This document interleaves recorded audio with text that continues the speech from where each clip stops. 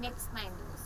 आज इस रिपोर्ट में हम बात करने जा रहे हैं एमएलसी चुनावों को लेकर। जी हाँ, बताते चले कि उत्तर प्रदेश में आज 9 अप्रैल को एमएलसी चुनाव है, जिसको लेकर बीजेपी तो यहाँ पर पूरे तरीके से कॉन्फिडेंट नजर आ रही है, लेकिन वही अखिलेश यादव के मन में कहीं ना कहीं डर दिखाई दे रहा है, क्योंकि जिस तरह से हमने देखा कि विधानसभा चुनाव में कितनी बहुमत के साथ यहाँ पर जो योगी सरकार है यानी कि बीजेपी ने जीत हासिल की थी, और वहीं पर अखिलेश यादव ने हार से अपना मुंह धोया था। लेकिन सोचने वाली बात ये थी कि यहाँ पर अखिलेश यादव फिर भी काफ़ी सीटों पे बढ़त कर चुके थे, लेकिन एमएलसी चुनाव जो आज है उसमें किस वजह से वो इतने परेशान नजर आ रहे हैं और कितनी सीटों पे कितनी वोट्स को लेकर कितना माजरा लगाया जा रहा है। चलिए जानते हैं हम आप इस रिपोर्ट में कि आखिर किस बात को लेकर यहाँ अखिलेश यादव काफ़ी ज़्यादा परेशान नजर आ रहे हैं और एमएलसी चुनावों का क्या नतीजा निकल सकता है। बता दें कि उत्तर प्रदेश में आज 9 अप्रैल विधान परिषद के लिए मतदान हो रहा है। राज्य में स्थानीय निकाय की 36 विधान परिषद सीटों पर चुनाव हो रहे हैं, जिनमें से 9 सीटें बीजेपी निर्विरोध जीत दर्ज कर चुकी है। ऐसे में अब 27 सीटों पर आज मतदान होना है। इन सीटों पर 95 उम्मीदवार मैदान में हैं। इनकी किस्मत का फैसला 58 जिलों के 739 बूथों पर 12,657 मतदाता करेंगे।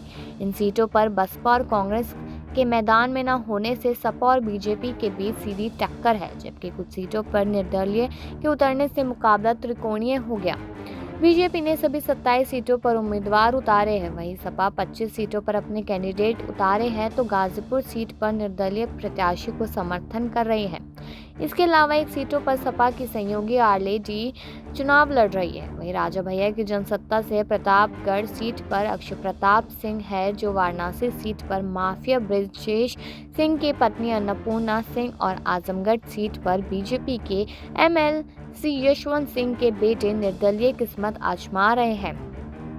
36 विधान परिषद सीटों में से 9 सीट पर बीजेपी मतदान से पहले ही जीत हासिल कर चुकी है। बीजेपी ने बदायूं, हरदोई, खीरा, मिर्जापुर, सोनभद्र, बुलंदशहर, बांदा, हमीरपुर, अलीगढ़ व मथुरा एटा मैनपुरी स्थानीय निकाय के निर्वाचन क्षेत्र की सीटों पर निर्विरोध कब्जा कर लिया है। एमएलसी चुनाव में सपा के कैंडिडेट ने कुछ सीटों पर अपने नाम वापस ले लिए थे, तो कुछ सीटों पर उनके पर्चे खारिज हो गए थे। इसी के चलते बीजेपी 9 सीटों पर वोटिंग से पहले जीत दर्ज करने में सफल रही।